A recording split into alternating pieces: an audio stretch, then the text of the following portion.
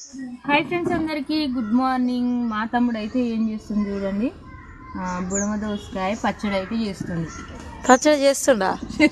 అవి ఇంకా కట్ చేయాలి, కడగాలి, ఆరబెట్టాలి. క్లాత్ తీసుకొని మంచిగా ఈ మాత్రం కొంచెం చేదు అనేది ఉండదు. ఇది కొంచెం లడ్డు కాయ అన్నమాట.